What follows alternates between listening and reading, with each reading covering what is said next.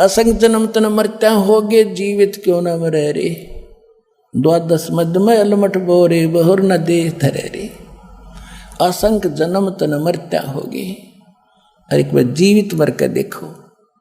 जीवित मरना है एक तो ये है कि हम अपनी भक्ति मर्यादा के अनुसार चलें, संसार के चोचलों को ना देखें। कोई कोठी 2 बना रहा है, 4 प्लाट खरीदने जा रहा है, खरीदने दे ढोंड दे डले तो गोबर का भूंड है।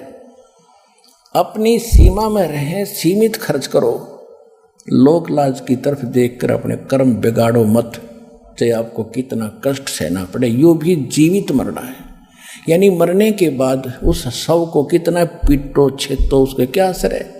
तो यहाँ संसारिक जो व्यंग हैं, संसारिक ताने हैं या कोई और यातनाएं हैं संसार की जो समाज के कारण दी जाती है, उनको सहन करो, बोलो मत, भगवान पर विश्वास रखो। जीवित मरना एक ये है। दूसरा जीवित मरना ये है कि जैसे आप यहाँ के लिए चलते हो, सतलोक के लिए, आश्रम के लिए, सत्संग के लिए, तो मन में पता नहीं क्या क्या प्रेरणा आती है, ये नुकसान हो जाएगा, वो हो जाएगा, फिर देखूंगा, फिर मैं मतलब इससे भी ज़्यादा हो जाए अगली बार। तो उस समय ये सोच ले,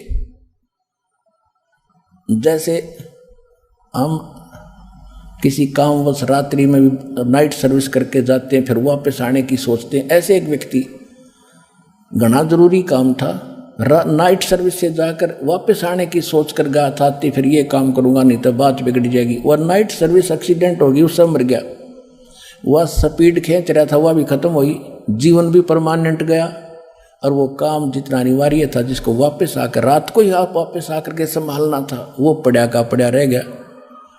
तो जब आप यहाँ वहाँ से चलो और ये मन बकवाद घटे, उस समय न सोच ले मेरी मृत्यु हो जाए अब, तो फिर इसने कौन करेगा। जब तक आपकी बुद्धि यहाँ नहीं सेट होगी, आप सतलोक बस आश्रम बरवाला में नहीं आ सकते। काल ने इतनी बाधाएं बना रखी। और फिर आप देखियो, आप इसके नाम चल पड़ो। कहते मात पिता सुत स्त्री आलस बंधु काने, संत मिलन को जब चले ये अटकावे आने। इनका अटकाया अटके नहीं और संत दर्श को जावे, कहे कबीर सो संत है भाई आवागमन नसावे। ते मात पिता सुत स्त्री, छोटे बच्चों को माँ बाप बाधा करते जिनको ये ज्ञान नहीं।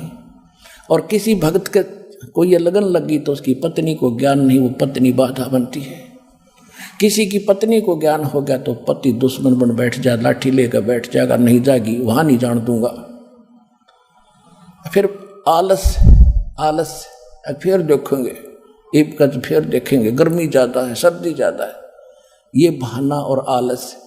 और बंधु कान लोक लाज, ये लोग क्या कहेंगे, तीसरे दिन सत्संग में जाता है, क्या कहेंगे पता ये क्या कर रहा है, ये तो ये क्रिया भी नहीं करता, ये भी नहीं करता, बता क्या कहेंगे। कहते नहीं, लोक लाज के कारण यो जीव गया बिगो, और जब यो कुल के कर लेगा तू 4 पाया का हो।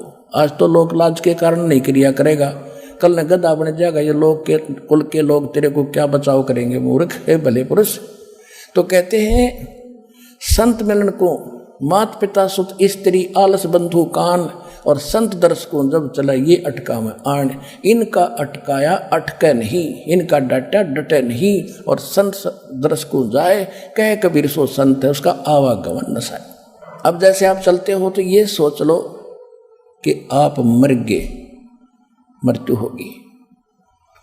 आप यहाँ आगे 4 दिन 5 दिन, और जब यहाँ अपना काम भगवान कोड़ा करके जब जाओगे, अगर कोई छोटा मोटा हानि हुई है तो फिर पूरी कर लेंगे, क्योंकि जीवन है। यदि परमानेंट टिकट कट गई, परमानेंट मर गया, जब कौन संभालेगा, उन ठेकेदार बना बैठा। इसको कहते जीवित मरना।